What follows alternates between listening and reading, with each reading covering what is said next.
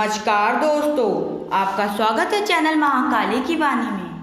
अगर आपको सच्ची और डरावनी कहानियाँ सुनना पसंद है तो आप इस चैनल को अभी सब्सक्राइब कर लीजिए, क्योंकि मैं हर दिन एक सच्ची और डरावनी कहानी आपके लिए लाता रहता हूँ। आज की कहानी में पार्ट 2 बना रहा हूँ यूपी की सच्ची कहानियों में। अगर आपने अभी तक पार्ट 1 नहीं सुना तो मैं डिस्क्रिप्शन में लिंक दे दूँगा, आप वहाँ पर जाकर सुन लीजिएगा, क्योंकि आपका पार्ट 1 सुने बिना आपको पार्ट 2 समझ में नहीं आएगी। तो मैं आपको कहानी सुनाने जा रहा हूँ। अब मैं आपको वहीं से सुनाऊंगा जहाँ पर से अब कहानी ख़त्म हुई थी।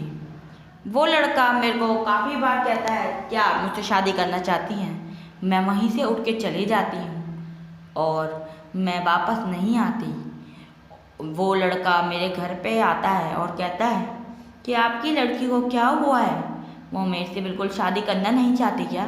मेरे मम्मी पापा कहते हैं नहीं नहीं, ऐसा कुछ नहीं है, ऐसी कुछ बात नहीं है। वो थोड़ी शर्मा गई थी। मैं अपने कमरे में बैठ के यही सोच रही थी कि वो लड़का आखिर होगा गया कहाँ है वो, क्योंकि काफ़ी दिन हो चुके थे, वो लड़का मेरे को दिखा नहीं था वहाँ पर।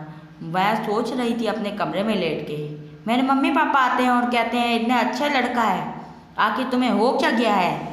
मैं चाहता हूँ कि तुम जल्दी शादी कर लो, लेकिन मैं कहती हूँ अभी मुझे शादी नहीं करनी। मैं शादी अगर मेरे को करनी होगी तो मैं आपको कह दूँगी। मेरे मम्मी पापा थोड़ा सा मुझ पर गुस्सा करते हैं और कमरे के बाहर चले जाते हैं। मैं कमरे में लेटे लेटे सोच रही होती हूँ, लेकिन वो लड़के का मेरे पास कॉल आता है, यानी कि जिस लड़के से मेरी शादी तय हुई थी वो मुझसे शांति से पूछता है, अगर आप मुझसे शादी करना चाहती हैं तो आप मेरे को साफ साफ बताइए, क्योंकि मैं कभी भी जोर ज़बरदस्ती से आपके साथ शादी नहीं करना चाहता। मैं कहती हूँ नहीं नहीं, ऐसी कोई बात नहीं है। वो लड़का बहुत ही सुंदर था, लेकिन अगले दिन ही खबर आती है कि उस लड़के के दिमाग में दर्द हो रहा है। उसको डॉक्टर के पास दिखाते हैं।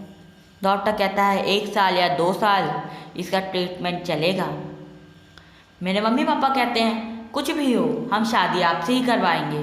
उसके मम्मी पापा कहते हैं ठीक है। मैं बहुत ही गोरी और अच्छी लड़की थी, इसलिए सब लोग कह रहे थे कि मेरी शादी से करवा दो। 1 महीने बाद जब मेरे को वो लड़का नहीं दिखा तो मैं उसी पेड़ के पास जाके बुलाने लग गई, शिवांश शिवांश शिवांश। मैंने ऐसे 3 बार बुलाया और वो पेड़ के पीछे से निकल के आया। मैं उससे हंसते हुए पूछती हूँ, क्या तुम पेड़ के पीछे ही रहते हो क्या? जब भी मैं बुलाती हूँ तुम पेड़ के पीछे से निकल आते हो। वो कहता है नहीं नहीं, ऐसी कोई बात नहीं है। हाँ बताओ क्या हुआ? तुम तो कह रही थी तुम मेरे प्यार में नहीं खोगी। तो मैं कहती हूँ तो कौन कह रहा है मैं तुम्हारे प्यार में खो गई हूँ? वो मेरे जो हस्बैंड होने वाले हैं ना। वो कहता है क्या? वो गुस्से में बोलता है क्या? मैं समझ जाती हूँ कि उसको गुस्सा आ रहा है। मैं कहती हूँ मतलब होने वाले पति नहीं, मतलब जो लड़का मेरे को देखने आया था। वो कहता है ठीक है आप बोलो। मैं कहती हूँ उसकी तो बहुत तबीयत खराब हो चुकी है, अगर तुम्हें मुझसे शादी करनी है तो मेरे मम्मी पापा के पास आओ और मेरे रिश्ता मांग लो। वो बड़े ही खुश होकर कहता है हाँ हाँ, मैं फटाफट आऊँगा और तुम्हारा हाथ मांग लूँगा। मैं हंसते हुए कहती हूँ बस हाथ ही चाहिए क्या, मैं नहीं चाहिए? वो कहते हैं नहीं नहीं, ऐसी कोई बात नहीं है, बस मैं यही चाहता हूँ कि तुम हमेशा खुश रहो। वो अगले दिन मेरे घर पे आ जाता है और कहता है मुझे तुम्हारी बेटी से शादी करनी है। मेरे मम्मी पापा उसको धक्का मार के घर से बाहर निकाल देते हैं, क्योंकि आपको गांव में पता है, गांव में लव मैरिज करना थोड़ा ही बहुत ही ज़्यादा जुर्म है, और लव मैरिज तो बहुत कम लोग करते हैं गांव में, जब उनके मम्मी पापा की इजाज़त होती है। मैं अपने मम्मी पापा से बोलती हूँ क्या कमी है उस लड़के में, आप ऐसे क्यों कर रहे हैं? वो कहने लग गया है कि तुम्हें पता नहीं क्या, तुम कहाँ से इस लड़के को उठा लाई हो? इतना सुंदर लड़का है तो ये कमाता क्या है, कहाँ रहता है, इसका परिवार है या नहीं है, तुम्हें ये कुछ भी पता है? मैं कहती हूँ मुझे इस बारे में कुछ भी नहीं पता, बस मुझे ये पता है इसका नाम शिवांश है।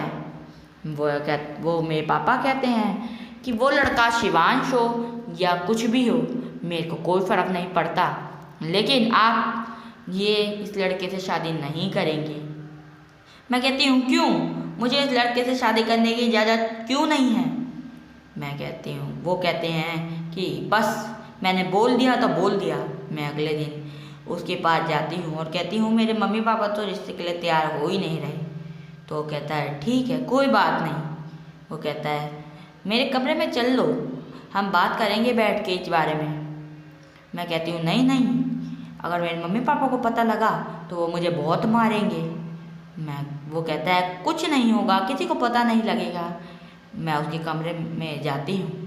उसका घर बड़ा ही खंडर सा था, आसपास जाले लगे हुए और काफ़ी सारे जानवर भी उसने कैद कर रखे थे। जानवरों में ज़्यादातर मुर्गियाँ ही थी और 2-3 चूहे थे। लेकिन जब मैं उसको देखता हूँ यहाँ पर कोने में, तो देखती हूँ वहाँ पर पंछी के पंख और सर कटा हुआ मुर्गा रखा हुआ था। मैं डर के मारे कहती हूँ क्या क्या क्या क्या तुम वो मांसाहारी हो। वो कहता है हाँ हाँ मैं मांस ही खाता हूँ ज़्यादा। मैं कहती हूँ मांस तो मैं खाते हो, लेकिन तुम्हें पता है क्या कि गांव में मांस तो खाते हैं लोग, लेकिन ऐसी हालत किसी मुर्गे की करना सही नहीं है। वो कहता है चलो छोड़ो, अब बताओ क्या करना है। मैं कहती हूँ मेरे मम्मी पापा जब तक तैयार नहीं होते मैं शादी तुमसे नहीं कर सकती। वो कहता है कोई बात नहीं, तुम्हारे मम्मी पापा की इजाज़त के हम यहाँ से भाग चलते हैं। मैं कहती हूँ नहीं ऐसा कुछ नहीं है, अगर तुम ऐसा करोगे तो मैं तुमसे बात नहीं करूँगी। मेरे को बड़ा ही गुस्सा आ रहा था उसके ऊपर कि मेरे मम्मी पापा की बिना इजाज़त के मैं कैसे शादी कर सकती हूँ किसी से भी। वो देखते ही देखते बहुत भयानक रूप में आ गया। उसकी आंखें बिल्कुल लाल हो चुकी थी, उसके मुंह पे खरगोशों के निशान, दांत लंबे लंबे और उसके मुंह से खून निकल रहा था। वो देख के तो मेरे से टिपी गुम हो गई, मैं चिल्ला भी नहीं पा रही थी। मैं कहती कौन हो तुम। वो कहता है मूर्ख लड़की, अभी तक तेरे को पता नहीं लगा, मैं जिन हूँ जिन। अगर मेरे को कोई लड़की पसंद आ जाए तो मैं उसको अपना बनाए बिना छोड़ता नहीं हूँ। मैं उसको देख के बेहोश हो गई। जब मेरी आँख खुली तो मैं दिल्ली में थी और एक हॉस्पिटल में पड़ी हुई थी। मेरे सारे घर वालों ने, दिल्ली में आपको मैं बता दूँ मेरी मौसा और मौसी रहते हैं, वहाँ पर बड़ी ही बुरी हालत थी मेरी। मैं कहती हूँ क्या हुआ था मेरे साथ। कहने लग गए कुछ नहीं, तू 1 साल से कोमा में है, तो हमको उस पेड़ के पास बेहोश मिली थी और फिर हमने जब देखा तेरे को तो हमको लग रहा था कि पता नहीं किसी जानवर ने शायद उस पर हमला करा है। मेरे मम्मी पापा को अभी तक नहीं पता कि मेरे साथ आखिर हुआ क्या था। अगर आपको ये कहानी अच्छी लगी तो आप इस चैनल को सब्सक्राइब कर लीजिए, मेरी वीडियो पे लाइक दबा दीजिए और एक अच्छा सा कमेंट ज़रूर कर दीजिएगा प्लीज़, क्योंकि मेरे को आपके सपोर्ट की काफ़ी ज़रूरत है। प्लीज़ दोस्तों सब्सक्राइब, लाइक और शेयर कर दीजिए और एक अच्छा सा कमेंट कर दीजिए। ओके बाय दोस्तों।